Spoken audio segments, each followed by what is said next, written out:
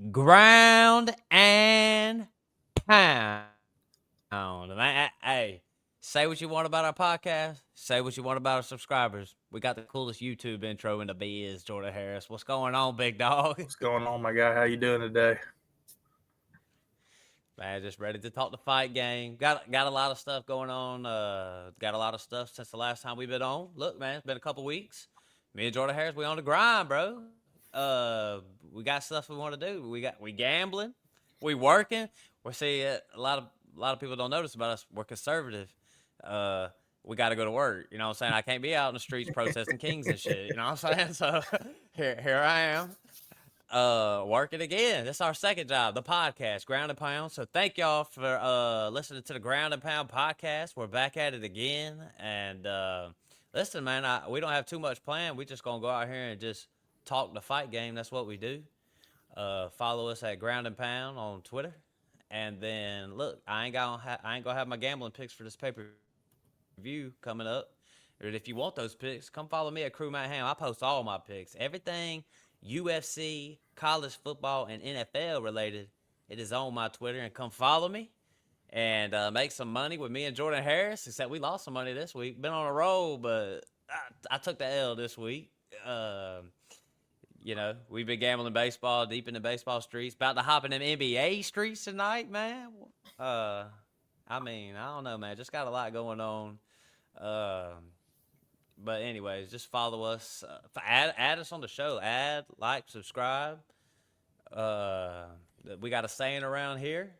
Don't be a motherfucking hoe. Share the motherfucking show.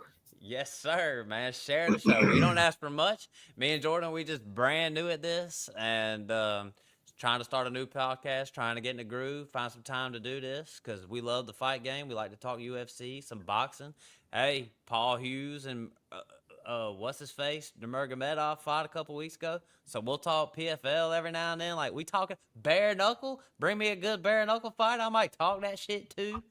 We fight it all. Hey, they're good. If there's a good fight in the back alley, me and Jordan Harris might show up and talk about that fight too. You know what I'm saying? So here we are, back at it again. Don't be a hoe.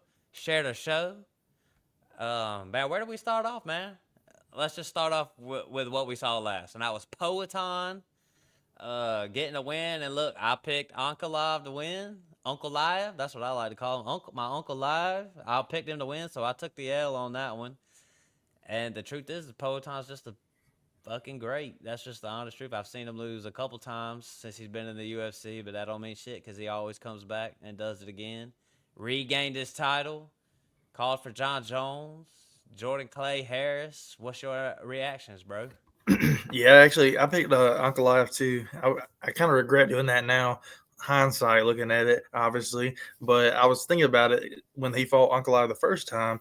I felt like he wasn't really committed. I've been reading now. His coaches said he was major sick during that camp, the first Uncle Live fight, and so I was looking back at it. I should have picked Poetan to win it because he came out firing at him, like closed the distance on him quick. I mean, it was done in like a minute. And so, I mean, I think he's a bad man. I think if he wants to stay down there, I think he'll be the champ for a while. But I think he's going to go up and fight John Jones at the White House next year. Yeah, I've seen him and his camp definitely talking about going to heavyweight. And the thing is Poetan's gonna do whatever the fuck he wants to do. You know what I'm saying? Like he's earned it. He can do whatever he wants to. And I think he's just kind of seeing the end of his career. I think he's just kind of getting toward. Not that he ain't great or he's declined or anything. I ain't saying that. I just think Poetan himself is thinking, hey, I don't want to keep cutting weight, and I think he's just gonna eat and do what he wants to do and stay at heavyweight. And he calls for John Jones. I think Dana White ain't happy about it. I seen him in a press conference talking about he don't want it to happen. Like this dude was down there fighting at middleweight, and now we're making a jump all the way to heavyweight.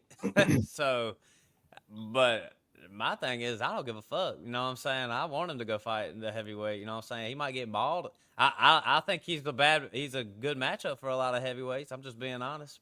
Like if he fought Aspinall today, I'll throw $1,000 on Aspinall. That I remember in an interview they said Aspinall, if he ever fought Alex Pieta, what he would do, he would sprint and throw and shoot 400 takedowns all the time. But But basically, we're here talking about him, and we get to he calls for John Jones, and I think he's being dead serious. And I think, I gotta call my boy DT real quick. We were texting that night of this fight. Man was cracking me up. He knows his fight game a little bit, but he don't know it like we know it. This man was trying to tell me if Aspinall and Pereira fought. I was like, I don't know.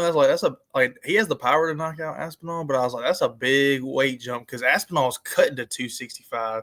This dude was like saying like Pereira's big and stuff. I'm like, that dude Pereira's walking around probably like 230, 240. Like he ain't cutting down. Like Aspinall probably walking around 300 outside of camp. And I was like, yeah, I just feel like he's a big boy. Like honestly, I think that's why like John Jones don't really want to fight him because I think John's like a big dude, but like compared to Aspinall, like he's small and stuff. So that's why I think if they do the Pereira and John Jones at the White House, I was listening to a guy the other day and I agree with him. I think they'll do it at a catch weight like 225, where because there's going to be no belts on the line because Aspinall is going to be the champ and stuff. So they're just going to do. Because, I mean, they're going to have, like, Connor and Chandler on the card. I mean, I feel like the White House card don't even need, like, titles. It's just going to be a yeah, big fight night. yeah. I mean, so I think we're both agreed here. I would set it up. You know what I'm saying? Because in my opinion, this is the biggest fight. I may have seen Joe Rogan or somebody else say this will be the biggest fight in the history of these two at the White House, and I'm just like, set it up, bro. Set it up, man. I That can't card's going to be wait. stacked. I think, like, people were expecting 300. I mean, it might be some older, like Connor and them on there, but I think that card at the White House is probably going to be the most stacked card we've ever seen. Yeah. Now, I can't wait. If they fight, who do you got? With John Jones and them, I got to probably go John. Yeah, same. And I'm with you. The thing is the truth is John Jones ducked Tom Aspinall. Let's just be honest. Tom Aspinall fights this week, and can't wait to see it. What about the rest of that card? Mirab fought. That was a good fight. I don't, it was a real close fight. I have him winning 3-2 on the cards. He was taking him down, but he wasn't really holding him down. So I don't know if you could really consider it like a takedown because Corey was getting up. I thought they fought again. I mean, I think Murad probably would win, but Corey's not a bad contender. Like as far as like who I've seen against Murad, other than like Umar, like he probably gave up the best fight. Yeah, I agree. I mean, Sandhagen, I feel like he's had some tough luck in his career because I've seen him get robbed a couple times. Like I seen him get robbed versus T.J. Dillashaw, and I seen him get robbed against Peter Yan. This dude should have been done fight for the title. It just sucks that he had to fight against Mirab, who's the motherfucking. He's my bantamweight goat. I'm just telling you that now, man. Oh, Ain't nobody better than him. I gotta call out my boy DT one more time. He was just talking ill that night. This dude told me, I said, I feel like a good fight for Sandhagen would be Sean O'Malley. He said he thinks Sean Yeah. O'Malley would rock him. I said, are you serious? I said, I don't know about that. Listen, man, I've been saying it for I don't even know months. That's like the best fight at bantamweight to make. I think I was saying that before even Sean O'Malley was the champ.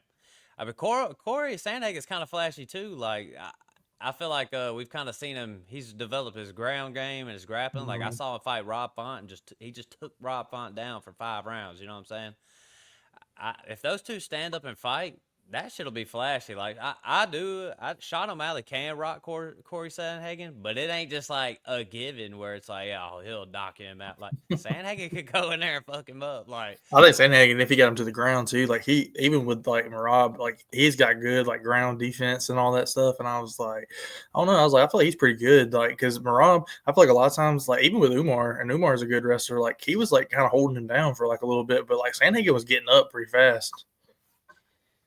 And I know Umar, he's fighting on this card coming up this weekend, so we're about to see him. I guess the question is, because I want to know what's next for Mirab. Uh, Umar, he fights this weekend versus Mario Batista, who's a good fighter, 16-2, and I think if Umar wins, they'll give him the title shot again, and it'll be Umar and Mirab. Nah, But I don't think they he already said deserves that it. card. They already said Marab's fighting in December. He's fighting Peter Yan. Oh yeah, that's right. It's set. It Yeah, is it's set. set, ain't it? Mm.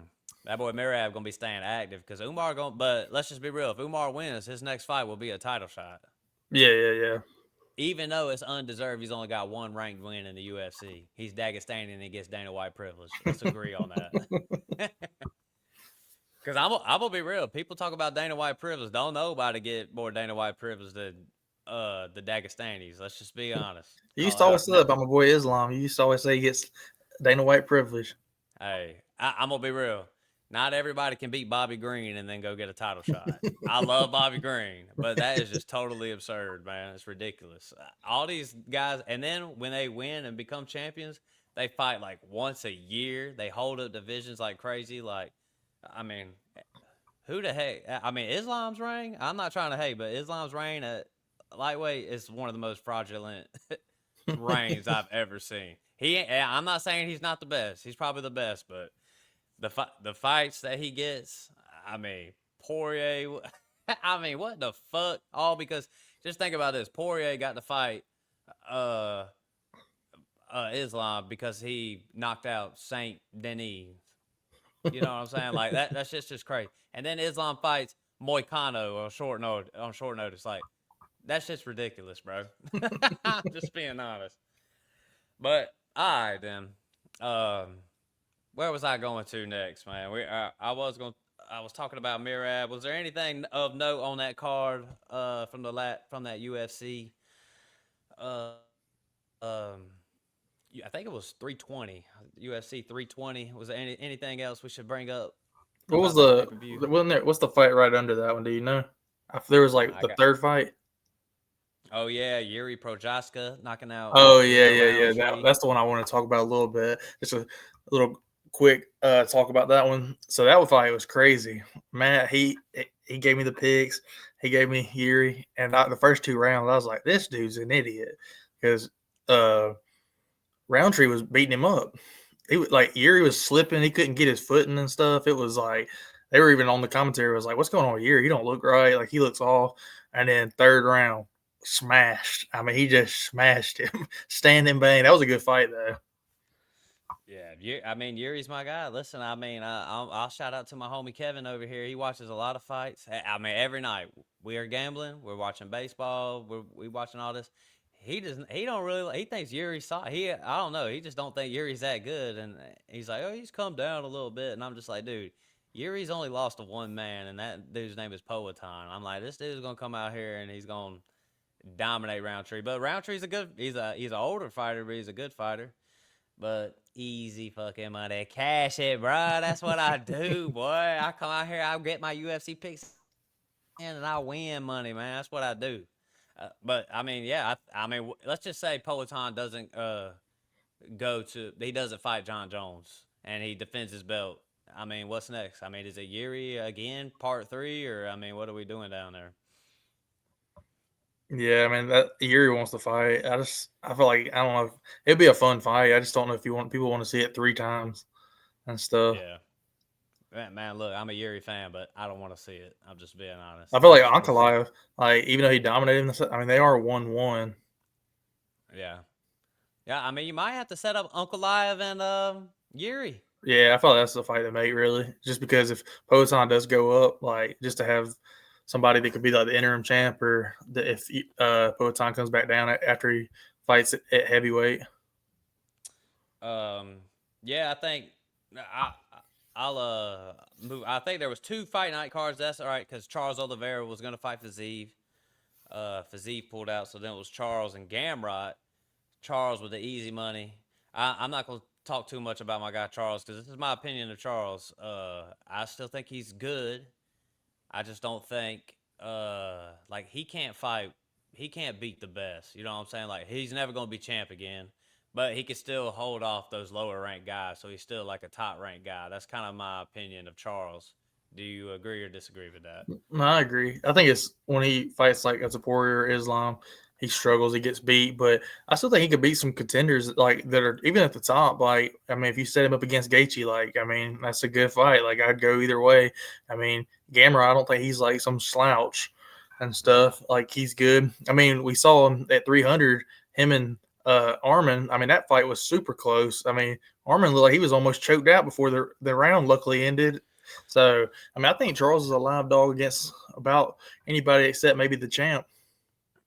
So maybe Charles ain't washed yet. You know what I'm saying? I don't think he's totally washed just yet. But other than that, I mean, Figgy was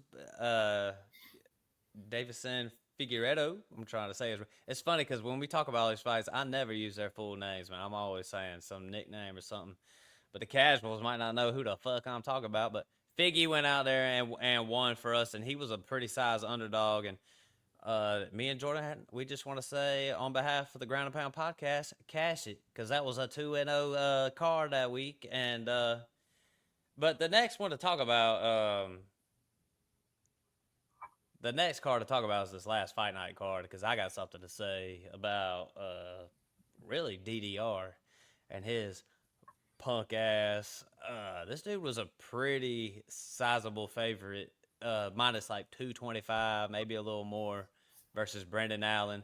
Brendan Allen's coming in on short notice and beat his ass to a pulp is what it looks like because that man DDR done fucking quit on the stool. That man done lost on the stool, bruh. And we put money on him, man. Costed me to parlay. Me and I don't know about what you did, but I won 2 out of the 3 of the plays, and we won 3 out of 4 of the fights, but obviously didn't connect on that last part of the 2-leg with DDR's punk ass. I mean, people had DDR after he wins this fight. They're saying, hey, he set him up with cum shot for the title shot, and I'm just like, well, that'll be an easy win for Kamzat, but it'll probably be the next fight anyways. I mean, what in the hell I honestly, I just don't even take DDR serious as of today. Like, you lose to a guy like that on short notice, and you getting beat to a pulp, and you're sitting on the stool, and your team throws in the towel. I mean, I saw DC giving his team praise for throwing in the towel. I was like, damn, it was like that. Like, you had to save the man. Like, I just don't even. That dude, he's first of all, DDR has got to be the gayest fighter in the UFC. I'm just being honest. And then you go out there and you quit on the stool. You looking real soft, bro. But I mean, what do you think, man? Well, first of all, I gotta correct you. It ain't DDR. It's RDR. My stupid ass. I ain't been up since 3 in the morning, bro. I said he's confused this guy with DDP.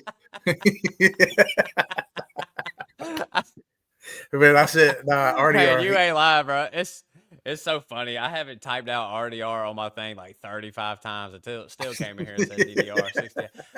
Well, you're right though. RDR, gayest fighter, softest fighter. I mean, I think we were giving this guy a little bit too much credit. I mean, he beat Kevin Holland and Bo Nickel. I mean, that ain't all that. But so it's like, yeah, it was surprising though. Like, I mean, like you said, Brendan Allen was coming in there on short notice. I mean, RDR was a big favorite. I think he was like a minus 200 and something. I can't remember exactly what it was, but he was big, like favorite. And so, I mean, I was just surprised then to get beat like that and then quit on the stool. And then I saw Hamzat called him out. I mean, that's embarrassing. I mean, this dude RDR before the fight this week, he was talking about he's going to fight for Hamzat for the title like early 2026. what's crazy is RDR was going to have to fight Anthony Hernandez before Anthony Hernandez had He would have pulled out. smacked him. And it's like Anthony Hernandez would have beat the shit out of him, man. We'd be sitting here. We really would be talking about Anthony Hernandez and Kamzat for the title shot. That's what we'd be talking about. Now, we might be talking that anyways, because I really don't know who's Kamzat's going to fight. So, well, what do we think about Kamzat? What are we doing, bro? I mean, what you doing with him? I don't even know, to be honest. Yeah, it's probably Fluffy Hernandez. Yeah. I agree. I agree. I mean, if I was I was trying to think of who else is like in there. There's another like title contender fight. I'm pretty sure. I can't remember exactly who it is. Yeah, well, I think we're missing Imavov. He might be the. Yeah, he might be. I think he might be the guy next, maybe. I mean, regardless, that division's dead until Kamzat retires. There ain't nobody beating that guy. No, he's gonna be the champion. Shoot, he's talking about going up in weight though. Yeah, he wants to fight old Alex Pereira, don't he? Yeah, I think they'll keep him at middleweight for a little bit longer. But I think if he's so dominant, like he'll probably go up to like 205. You know, he wants to fight Poleton. I'm gonna be real. That dude Poleton ain't taking that fight. He ain't gonna ever do it because he ain't looking down. You know what I'm saying? Like that dude's looking for John Jones. Shoot, I ain't gonna lie. I think Hamzat might beat Poleton there. I agree. I think his like striking, he could like catch him and stuff. But I just feel like Hamzat, man, that dude's something else. This is a freak, dude. I'm gonna be real. I ain't ever seen a freak like Kamzat. I'm just being real. I Like, mean, that is dominant. Like, I mean, every fight the only fight I ever seen him struggle in was Gilbert Burns, boy. Gilbert Burns, that was a good war right there. Gilbert Burns, it's because he had the good like jiu-jitsu to kind of like fight off some of the wrestling. yeah, that was really the fight that kind of had me sort of doubting Kamzat a little bit because it's like, man, you down there struggling with Gilbert Burns, bro. Like, I, I don't know, man. But yeah, now you see it, and it's just like, if it ain't gonna be DDP, it ain't gonna be nobody. He's the only one that's even got a shot, in my opinion, and he ain't even got a shot. I mean, he just got fucking dog walked in there, just balled from. It's just embarrassing. I'm just being real. That's just been, that division's done for. That division, there ain't no reason to watch that thing except for the contenders because the champ's gonna stay the champ, and whenever he's fighting in his fights, he's gonna be a heavy favorite in every single fight he fights in. I mean, it'll have to be Poetan for him. I understand why he's looking up. Like he just wants some big fights, and I don't blame him for it. So, I mean, rip that division. But hey, on that card, I wanted to say something a little bit about my guy Cheeto Vera. Listen, when it comes to gambling and UFC, I don't like. I just do not like picking fighters that don't throw a lot. And this dude Cheeto Vera is the definition of that shit, bro. So if everybody, and I like Cheeto Vera, bro. I've watched his fights for years. I've watched tons of his fights. And the thing is he did not deserve no title shot versus Sean O'Malley, and here we are again. He's losing the whole Zahabi over here, and I'm not saying Zahabi ain't a bad fighter. He's a good fighter. He could fight for a title one day, maybe, but the dude's got to go throw some punches, bro. Why do you do that? I just don't understand the way he fights. Like I was saying this to you on the phone, like, and people really don't. I don't know if people don't believe me or people just don't acknowledge this, but this dude Cheeto Vera was for real losing to Dominic Cruz. Like Dominic Cruz was popping him up. He just caught him with that leg kick and knocked him out. Just lucky as hell, man. But I mean, you got any comments on that card in general, not just Cheetah, but anybody on that card? Nah, that's about it. I think for that card. All right, man. Let's move to the big one, bro. Because that's this weekend. I'm gonna be watching some fights, and I'm gonna be watching some football and some fights. I guess maybe some baseball too. Heck, maybe a little basketball. There'll be a lot of money on the line on Saturday night this week, Jordan Harris. That's all I know. But look, Aspinall. I ain't got the odds right in front of me, but Aspinall. Last I checked, is a minus 405 favorite to Cyril Gane, and to me, there's just no money to be made on a fight like that. You're gonna have to put them in a parlay. The odds are so messed up. You have to put them in a 3-leg probably. But I mean, do you agree with these odds? I mean, Sarah Gon's a guy who's fought for the title 2 times now, and you know, Aspinall's been a little inactive. I mean, not by his choice because he was really searching for the John Jones fight. But I mean, you agree with those odds? They spot on. I mean, what you thinking? I mean, it might be a little high, but I mean, I think Aspinall beats him like fair and square. I think Gane. I was trying to think about him. He's a good fighter, but I feel like it's kind of what you were talking about, like with Charles or like Dustin Poirier when they get into like a title fight thing. Like Gane always kind of like shells up in the title fights and stuff. So I think he's a good fighter, man. He's definitely a top contender, but yeah, I think Aspinall probably knocks him out like round 1, round 2. The truth is about Cyril Gane, and I don't know if many people know this, but Cyril Gane is what I like to call a baby back bitch. That dude is not big time. I really think Cyril Gane's a great fighter. I just think he shells up in these big fights. Like Francis Ngannou just took him down and laid on him for 5 rounds with a torn ACL. And that to me was unbelievable. I even said Aspinall, I was like, dang, this dude's a heavyweight who's light on his feet. Like he can punch you, he can get in, and he can get out. I just think he just is scared. I don't know. I just think he's scared of the big time. Like, and then John Jones went in there and just. I mean, John Jones and Cyril Gane, like they should have never set that shit up. I'm just being real because that right there was the most. It was like that. I mean, if you was ever to think the UFC was rigged, I would think that fight would be it because that dude Cyril Gane looked like he just lost on purpose. He just laid down, got choked out, and then walked out and cashed his check. So here we are with Aspinall. It gets and what's funny is the truth is about this fight is this fight has a little bit of history to it because when Aspinall was, or not Aspinall, Cyril Gane was at the top of things, Aspinall was calling for a fight with Cyril Gane, and Cyril Gane wouldn't even acknowledge him, was, trying to act like Aspinall's got to do a whole lot to get up there. And now here we are. Cyril Gane needs this Aspinall fight. You know what I'm saying? Mhm. So it's just switched up. So there's a little beef between these two. So I kind of can't wait. But this is my prediction right here: Aspinall KO round 2. Oh, I agree. Like I said, I will say this one thing about this fight though. Both of them are super athletic. This might be the most athletic heavyweight fight I've ever seen because, like, Cyril Gane is light on his feet, and Aspinall he moves fast for a heavyweight. And now that I'm thinking about Cyril Gane's last fight was Alexander Volkov, and Alexander Volkov, if UFC's got a judging problem sometimes because Alexander Volkov clearly won that fight. You want to talk about a robbery, and they gave it at Cyril Gane, so here we are. But I just don't think Cyril Gane's that good for the big time, and I think some of these guys pop him up a little bit. Like, yeah, of course you could beat to a Ty Avasi or whatever. You know what I'm saying? Of course you could beat him. He's short and chubby, and you could wallop him all day.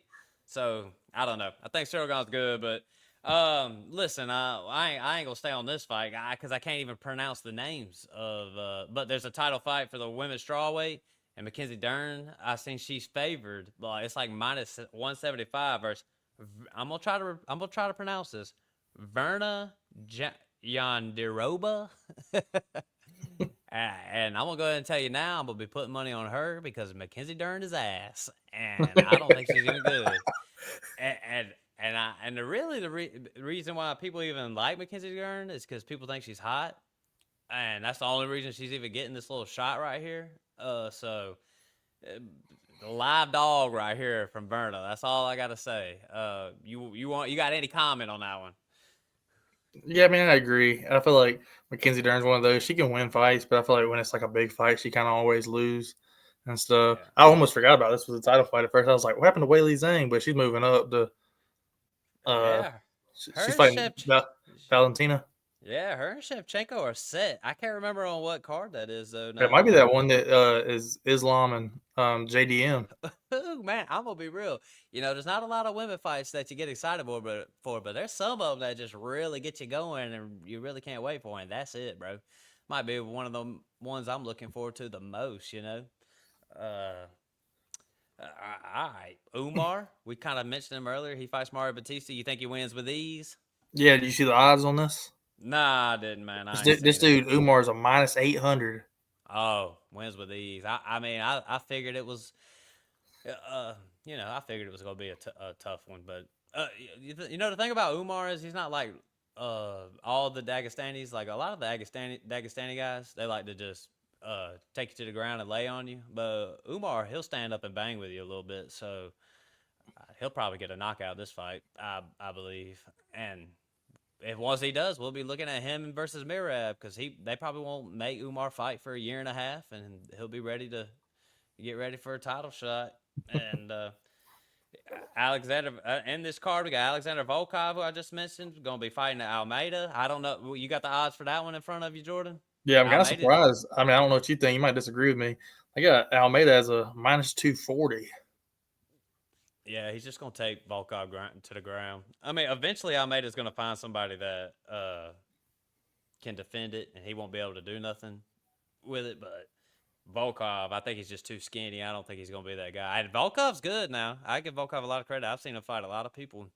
He beat Pavlovich. He really beat Cyril Gane. Like he's beat a lot of good fighters in my opinion. That's how I'm gonna start doing on the Ground and Pound podcast. If I see like a true robbery, I'm just gonna not even acknowledge that you lost that fight. I'm just gonna say that he won that fight. He really beat Cyril Gane.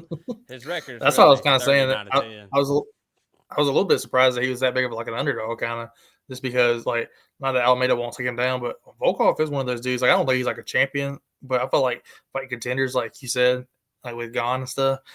I mean, he can beat a lot of the top dudes, so I wouldn't be surprised if he pulled it off. Yep, Shevchenko's on the next card with Weili on UFC 322 with Islam. Man, dang, I can't wait for that one. We definitely gonna be dropping some episodes, and And some gambling odds for that one right there, man. That's a good card. Sean Brady, Michael Morales, Leon Edwards, Prates, man, sheesh. Oh, Bo Nichols on the card, my boy. He's down Can't there, wait for right that. there. He's Yeah, he is. But all right, then. Well, shoot. All right, well, let's talk about some news, bro. We kind of talked about what we seen. We talked about this card coming up on this Saturday. And look, I ain't got my gambling odds, so go follow me on Crew Matt Ham, everybody. I have all the UFC gamble picks, all the plays. I always have more on the fight. Basically, I don't place a bet just for the sake of placing bets. Like if I see no bets that I like on the card, I won't place one. But I usually find one or two, and usually on these pay-per-views, they give us enough good fights. There's about 3, 4, 5 plays, or we on this White House card, it might be like how UFC 300 is, where we're betting on every single fight. So that's how we need. We need more of them. You know what I'm saying? Hopefully like in January, because I'll go ahead and talk about it right now. Ilya Touporia, he's fighting in January. It seems like it's pretty set when CBS rolls around, when UFC moves from ESPN Plus and they move to CBS and Paramount and that little new deal they got. It seems like Touporia is on that card and gonna be headlining. The question is who's he fighting? A lot of people are starting to think Paddy the Baddy is going to do it. I think in truth it'll be Justin Gaethje, but I think there's a lot of rumors going around that Paddy Pimblett's going to be fighting. I mean, even your boy Portnoy, I know you're a Barstool kind of guy. Even he's falling for the propaganda, retweeting shit. So Paddy the Baddy, I just want to know what's your take on this fight, because I don't think it's as clear cut as everybody thinks it is. Tuporia versus Paddy. You know what I'm saying? What do you think? Yeah, I mean, Patty Mike can grapple with him and stuff. I don't know. Sporia does got some power though. Like as far as like for pound, like I don't know when he knocked Charles out like that too. Because I was honestly, I thought Sporia was always good, but I was definitely thinking, okay, he beat Volt, but I think Volt's still good, but Volt's kind of on the downhill a little bit. He beat Max Holloway, but Max is good, really good. But I think Max is also one of those. He's kind of like he's not in his prime, but he's not really washed yet. So I was like, well, I mean, he beat 2 guys, and then he did Charles the same way. I was like, good grief, this dude's just knocking people out. I don't know. I think if he touches Patty, it might be night. But I mean, Patty can grapple and stuff. But at the same time, I feel like Patty. I'll be honest. I don't think he's overrated. I think he's good. But he did beat old Michael Chandler. He's beating Tony Ferguson. Like, I mean, I got to see a little bit better competition. What I think they're going to do personally, I think it's going to be Touporia and Gaethje in January, and then I might be wrong. I think they have a fight set up for this, so it might not be him. But I would do Paddy versus Armin. But I think Armin's fighting Dan Hooker. Oh yeah, that's set, bro. Oh man, Yeah, that's gonna which be I think good Armin beats too, Dan man. Hooker. I do too, but Dan Hooker be surprising the hell out of me. And Dan Hooker's long and tall. If Armin can't get the takedown on him, I mean, Dan The Hooker's bad a thing is like giant. whoever one of these guys is gonna get left out. So like, what are you gonna do for him? Because Gaethje pretty much said if he ain't getting the title shot, he's about to retire. Well, look, in truth, I don't really think Gaethje deserves the title shot, but I don't think Paddy definitely does it. You know what I'm saying? So it's like, but just go ahead and set up Gaethje. I mean, the reason why I think the UFC kind of owes Gaethje, if I'm just being honest. Like he knocked out Poirier with a head kick or whatever, and what did he do? He took that fight with Max Holloway when he really should have had a title fight, and he got knocked out. And then Poirier has fought for the title since then. I think Dana White owes Gaethje. I'm just being honest, man. So if you do Gaethje and support who does Patty, does he just sit on the sidelines for a little bit? Because I feel like a lot of the top dudes are kind of mate. Unless you want to do this, but I think they're already going. Unless you want to do Patty and Charles, but I think I they're going to do. I think they're going to do Charles versus Max Holloway though. I really think they don't want. I just think the UFC is going to try their best to protect Paddy. You know what I'm saying? Like how they protected Sean O'Malley. They really need the Tuporia and Paddy fight. You know what I'm saying? Like they have beef. They got real beef. I remember back when I was watching UFC when they had fight night cards over there in England, and them two had gotten in a fight in a hotel or something like that. Mm-hmm. Paddy and Tuporia, they go meet up in hotels and fighting each other. And I didn't even know who Tuporia was. I was like, I don't even know who the fuck this guy is. You know what I'm saying? And then they call in to fight each other at that damn fight night card. So here we are. We're looking at him at the lightweight. Hey, not only does the UFC need that fight, I need that fight. But I'm just too big into like these people do not deserve title shots. Like you can't give them title shots if they don't deserve it. Like the dude beat Michael Chandler. Michael Chandler's a fine fighter, but He's the truth washed. is, yeah, the truth is though, if Dana White can give Islam a title shot for beating Bobby Green, you can for damn sure give Paddy a title shot for beating Michael Chandler. That's the truth. A lot of politics in UFC. I'm just being honest. I think the only reason I think they go with Gaethje is because I think Gaethje does retire next year. But what I think is going to happen with Gaethje is I think, okay, he fights Touporia. I think Touporia beats Gaethje in January. Then I think they're going to try to put Gaethje on the White House card. And I've seen some people saying they're going to put him with a fun matchup on the White House card, like a Dan Hooker or somebody like that. And then that would be Gaethje's probably last fight in the UFC. So, but the thing is, like I said, is with Paddy, are you going to sit him on the sideline? Like I'm trying to think because, like I said, like Armin's got to. That's who I would have probably matched him up with. But like you said, they might be trying to be protective of Paddy. But then at the same time, if you don't get Paddy the title shot, like I said, is he going to sit on the sidelines for 6 months? It's tough. I really don't know. But my true opinion is I don't really get. I'm not. I don't really know about what they're gonna do with Paddy. But let's just say Paddy and Touporia fought.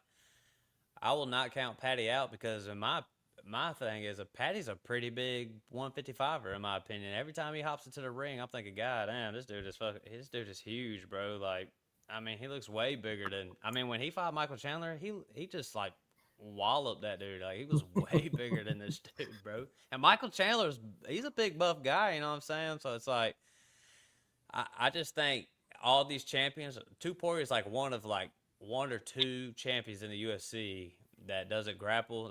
Or he does have a grappling game, they say, but I'm just saying like he's really a stand-up striker kind of guy, boxing. A lot of those champions have grappling. Paddy Pimblett can grapple with the best of them, you know. So I just think, you know, if that fight goes long, Paddy gets on the back. I ain't gonna count him out. You know what I'm saying? I might have to look at them odds, take a little gander. If he's a big enough underdog, I might hit up the bookie a little bit.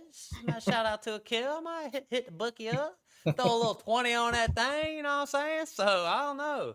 I think it's a better fight than people think. I know people think Tuporia's just gonna lights out everybody, but Charles gets hit, you know what I'm saying? So when Charles got knocked out, it didn't totally surprise me. That dude always gets smacked. Mm-hmm. He just got his lights knocked out that time, you know what I'm saying? That's So why I think I could see him doing Gaethje though, because with Gaethje, like I think he'll obviously like how like Max knocked him out, he can get knocked out, but he'll stand and bang with Touporia. Like I think they're going to like stand and like trade. oh So I feel like yeah. the UFC might like that.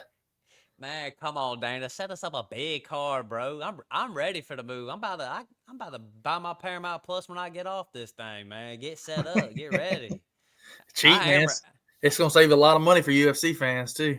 Man, I am ready though. I really cannot wait for them to move from ESPN Plus. Like I'm sick of this shit. I'm sick of ESPN. I hate you, and I'm just really ready. I'm just really ready for them to move to CBS and Paramount Plus. I'm just being honest. Thank you, Dana. If you ever see this podcast, I appreciate you. All right, man. What's the word now? Any news? I know you want to drop a little Connor. Is there any other news other than Connor that we need to discuss? Other than I think I mentioned it on the last pod, it sounds like it's getting more serious. It sounds like Ronda Rousey's training. Good. I just hope she gets the shit beat out of her. I'm just being honest. I can't wait. I know she's training. I've been seeing like some clips and stuff. Like I feel like she might come back and fight next year. Well, any concerns with Conor McGregor? Like, are you concerned about him? They say he's suspended or whatever. Yada yada. I was Look, thinking man. this. I'm not saying this means anything. I saw he posted 2 weeks ago. He said, "I'll see y'all later. I'm getting off social media." And he said he's gonna have a 6-month training camp. And he said he's getting straight. I hadn't seen the dude post in 2 weeks. Is the dude on a bender? Is the dude actually serious? Like, I mean, who knows? I mean, I don't know. At this point, I mean, he's getting old. He's coming off a leg break. I've heard people. I listen to my guy Brendan Schaub. Shout out to Brendan Schaub on here. He knows some people inside Connor's camp says Connor doesn't look the same as he did like before the leg break. So, I mean, it's like Matt said, Michael Chandler might go in there and just fuck him up. Yeah, that was gonna be a tough one. I'm sure Conor will be favored, but Michael Chandler stays training. You know what I'm saying? Like I do he ain't think on. I do think if Connor's like on though, like a Michael Chandler is a good fight for him because Michael Chandler, if he tried to wrestle Connor, he would win. But Michael Chandler doesn't fight like that. He fights dumb. He wants to Yeah. like stand and bang. And so I feel like with Connor, even though Connor's not a big dude, he's bigger than Michael Chandler as far as like height and like length. And I feel like he can, if he goes to bat his old style, like the karate style, I think he could pick off Michael Chandler.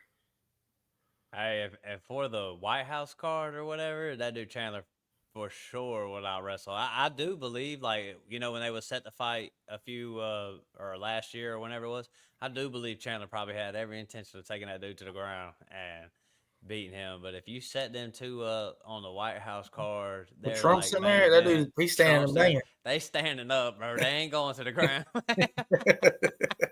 And I can't wait, bro. I don't know. And I'd like to see when they do actually officially make that fight, what the odds are on that one. yeah, I agree. There's probably some kind of odds out already right now. I wonder. I feel like Michael Chandler might be a slight favorite. Yeah, I'd have, and the thing is about Michael Chandler is we know what he's doing. He's training and he's working out. Like he ain't on a bender.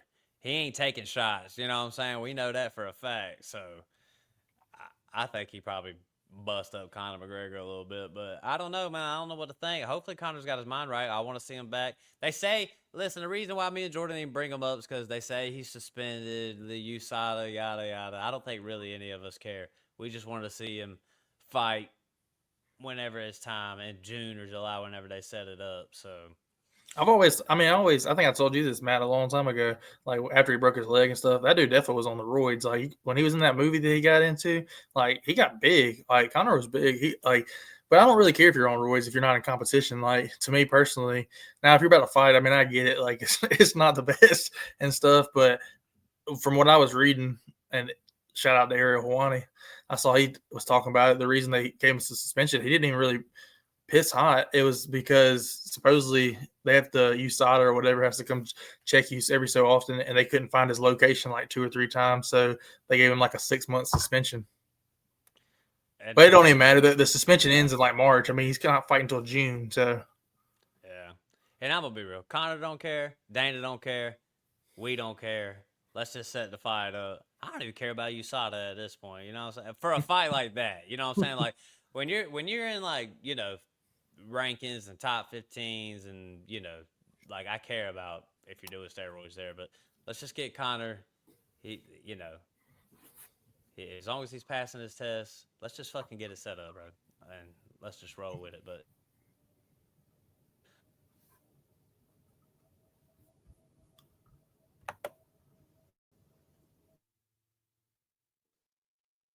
yo, what's up, man?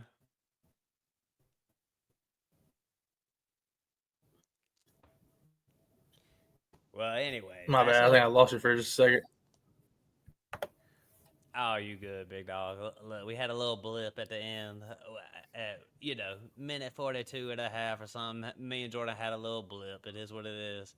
But that really brings us down to the end of the things. But you got any more fights talk you want to talk about? No, not that I can think of right now. That really does end it. Me and Jordan gonna try to get on here at least one a week for your ass. And like I said, follow me at Crewman Ham. Me and Jordan, we're deep in these gambler streets, bro. Get deep in them. And we give out our UFC picks. We give out, football. We give out our football picks too. People don't know, but I said a couple times, baseball, basketball. Here we are. Hey, I've been in them hockey streets. I don't know if you told me on them hockey bets. Have you? I've hit a couple 2 legs lately. So I don't think I've taken all the hockey bets. yeah, hockey, bro. It's one of them sports that ain't totally rigged. You know what I'm saying? There's Dude, I only need a two good of them week. I had left. a terrible week. Shout out to the bookie. I had a terrible week. Love it, though. I love it, man. And I love the fight game. Listen, man, me and Jordan, we both appreciate y'all. Everybody who listens. We brand new, but we just want everybody to listen, come to join us, share the show. I mean, this is what me and Jordan do, and also the other person part of our thing, Craft Man, who we do football with. It's what we do, bro. We talk sports, we gamble, we make money, we build it, we do it again. Um, so the truth is this is what we do. But listen, Don't be a hoe. Share the motherfucking show. Share the motherfucking show, man. Listen, man, there ain't that much UFC content that's good out there. You know what I'm saying? Like, this is it. Help us build and grow. We the best. You know what I'm saying? So, everybody, thank y'all so much for listening to the Ground and Pound podcast. But with that said, we are out. Peace.